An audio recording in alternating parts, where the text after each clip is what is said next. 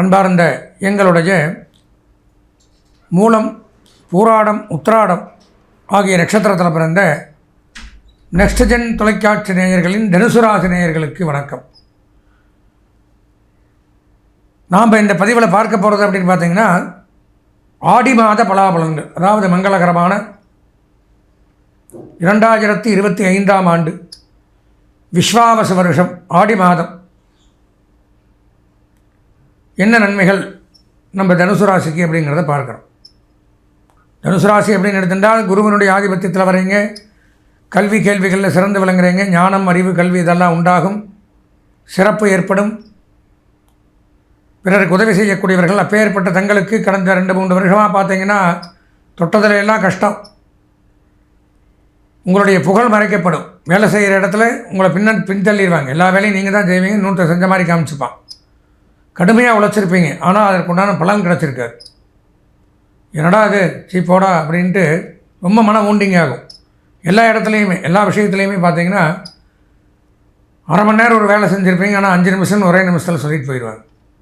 அந்த மாதிரிலாம் ரொம்ப உங்களை தாழ்வாக, அதாவது குறைவாக மதிப்பிடக்கூடிய ஒரு நேரம் அப்படின்னு எடுத்துக்கலாம். அப்பேற்பட்ட தங்களுக்கு இந்த ஆடி மாதம்னா ஏதாவது கை கொடுக்குமா, கொஞ்சம் பலம் கிடைக்குமா, இந்த மாதத்தில் நன்மைகள் உண்டாகுமா அப்படிங்கிறது தான் இந்த கிரக நிலவரங்கள்லாம் எங்கெங்கே இருக்குது, எப்படி இருக்குது அப்படிங்கிறத பார்த்து தான் இந்த பதிவை பார்க்குறோம். தனுசு ராசி அப்படின்னு பார்த்தோம்னா, ஆடி மாத பலாபலன்களில் கிரகங்கள் எங்கே இருக்குது? 3ஆம் இடத்துல ராகு இருக்கார், 4ஆம் இடத்துல சனி இருக்கார், 5, 6ல் ஒன்றுமல்ல, 7ல் குரு, புதன், சுக்கிரன் சேர்க்கை, ராசிநாதன் சிறப்பு, 8ஆம் இடத்துல சூரியன், 9ல் கேது, 10ல் செவ்வாய். இந்தந்த இடத்துல என்னென்ன கிரகங்கள் சஞ்சரிக்குது.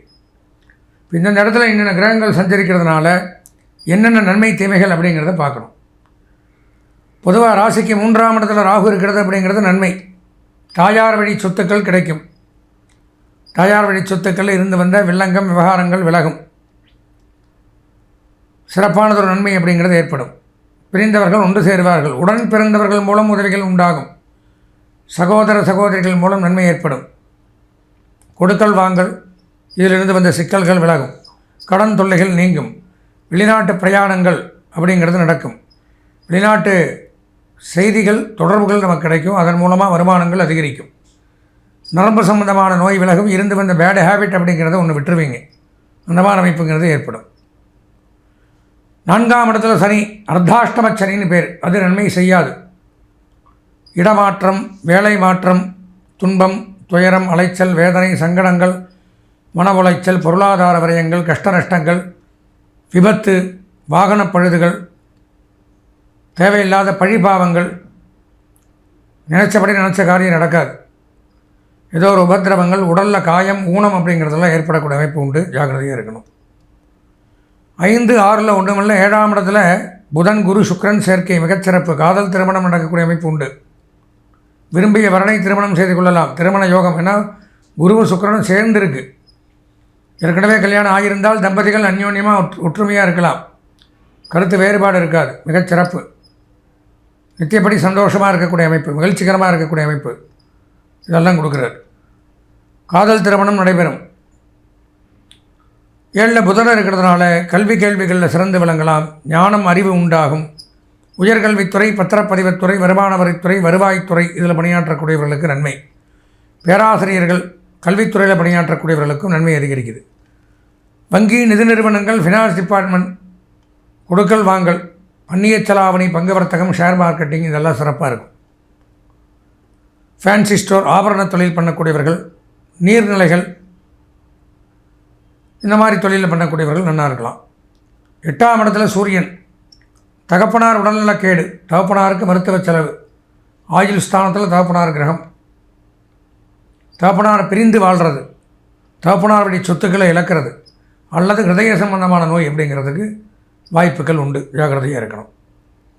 9ஆம் இடத்துல கேது, சூரியனுடைய வீட்டில் கேது மிகச்சிறப்பு, இருந்து வந்த சட்ட ரீதியான பிரச்சனைகள் விலகும், நீதிமன்ற பிரச்சனைகள் விலகும், நண்பர்கள் விரோதியாகக்கூடிய அமைப்பு அப்படிங்கிறது ஏற்படும், தேவையில்லாத ஒரு பழிபாவங்களுக்கு ஆளாகணும், வெளிநாடு போகக்கூடிய அமைப்பு அப்படிங்கிறது உண்டாகும். 10ஆம் இடத்துல செவ்வாய், பூமி, மனை, வீடு, விவசாய நிலங்கள், லாபம், ரியல் எஸ்டேட், புரோக்கேஜ், உணவு, சுகாதாரம், மருத்துவம், காவல்துறை, இராணுவம், சினிமா, பத்திரிகை, பிரஸ் மீடியா, விளையாட்டு, கேளிக்கை துறையில் பணியாற்றக்கூடியவர்களுக்கு நன்மை அதிகரிக்கும். பொதுவாக பார்த்தோம்னா தனுசு ராசி அப்படின்னு எடுத்துட்டால் இந்த மாத பலாபலன்களில் ஒரு 90% நன்மைகள் அப்படிங்கிறது உண்டாகுது. கல்வி பயிலக்கூடிய மாணவர்களுக்கு 95% நன்மைகள், கலைத்துறை, அரசியல்வாதிகள், பெண்கள் இவங்களுக்கு 90% நன்மைகள், சுயதொழில், உத்தியோகம், வியாபாரம், விவசாயம் செய்யக்கூடியவர்களுக்கும் 90% நன்மைகள் உண்டாகுது. இந்த மாதம் முக்கியமான பணிகளை தவிர்க்க வேண்டிய சந்திராஷ்டம தினம் அப்படின்னு பார்த்தீங்கன்னா ஆடி மாதம் 8ஆம் நாள் வியாழக்கிழமை பகல் 12:22 முதல் ஆடி மாதம் 10ஆம் நாள் சனிக்கிழமை மாலை 6:13 வரை இந்த சந்திராஷ்டமம் சஞ்சரிக்கிறது. இந்த நேரத்தில் முக்கியமான பணிகளை தவிர்த்து இறை வழிபாடு மேற்கொள்வது மிகவும் அவசியம். இந்த மாதம் அதிர்ஷ்டமான வண்ணம் நீலம், அனுகூலமான திசை மேற்கு, அதிர்ஷ்டமான எண் 5, வணங்க வேண்டிய தெய்வம் ஆஞ்சநேயர். ஹனுமனை வழிபட்டு இந்த மாதத்தை இனிமையான மாதமாக மாற்றிக்கொள்ள ஆசீர்வதித்து விடைபெறுகிறேன். நன்றி, வணக்கம். வேயுறு தோழிபங்கன் விடமுண்ட கண்டன் மிகரல்ல வேணை தடவி மாசரு திங்கள் கங்கை முடிமேல் அணிந்து என் உளமே புகுந்த அதனால் ஞாயிறு திங்கள் செவ்வாய் புதன் வியாழன் வெள்ளி சனி பாம்பிரண்டும் உடனே ஆசரு நல்ல நல்ல அவை நல்ல நல்ல அடியார் அவருக்கு மிகவே ஆதித்யாயச்ச சோமாய மங்களாய புதாயச்ச குரு சுக்ர சனிபியஸ்ட ராகவே கேதவே நமஹ. அன்பார்ந்த நெக்ஸ்ட் ஜென் நேயர்களே, நாம் இது வரைக்கும் பார்த்தது அப்படிங்கிறது ஆடி மாத பலாபலன்கள். அதாவது 2025ஆம் ஆண்டு விஸ்வாவசு வருஷம் ஆடி மாதம் 12 ராசிகளுக்கும் இப்படியெல்லாம் தான் இருக்கும் அப்படிங்கிறத நாம் பல நூல்களிலிருந்து இன்னென்ன கிரகங்கள் இங்கெங்கெல்லாம் இருந்தால் இன்னென்ன பலன்களை தான் கொடுக்கும் அப்படின்னு 18 சித்தர்கள், அதில் புலிப்பாணி சித்தர் அப்படிங்கிறவர் ஒருவர் முறையாக இந்த கிரக அமைப்புங்கிற நூல், கிரக நிர்மாண பத்திரிக்கான்னு பேர் இருக்குது, அந்த நூலிலிருந்து எடுக்கிறது தான். இந்தந்த இடத்துல இந்தந்த கிரகங்கள் இருந்தால் இன்னென்ன பலன்கள் அப்படிங்கிறத அந்த சித்தர்கள் சொன்ன வழியிலிருந்து எடுத்து உங்களுக்கு பலன்களாக வழங்கியுள்ளோம். அதையும் நீங்கள் பார்த்துருப்பீங்க. அது போக அவரவர்கள் சொந்த ஜாதகமும் ஒரு முறை பார்க்க வேண்டும். ஏன்னா இது பொதுவான பலன்களோடு முடிஞ்சிருது. இந்த பயிற்சிகள் இங்கே இருந்தால் இந்த பலன்கள், சொந்த ஜாதகத்தில் 12 கட்டத்தில் என்னென்ன கிரகம் எங்கே இருக்குன்னு யாருக்கும் தெரியாது. அதில் எங்கே இருக்கோ அதுதான் நம்ம தலைவிதி, நமக்கு என்ன உண்டோ அது செய்யும். பொதுவான பலன்கள்ங்கிறது காம்பவுண்டு மாதிரி, சொந்த ஜாதகங்கிறது தான் வீடு மாதிரி, ஓன் ஹவுஸ். இப்போ அதில் ஏதாவது குற்றம், குறைகள், தோஷங்கள் அப்படின்னு ஒன்று இருந்தாலே, ஒரு ஜாதகத்தில் ஒரு தோஷம் அப்படின்னு இருந்தாலே எல்லா கிரகமும் படுத்துடும், எதுவும் வேலை செய்யாது.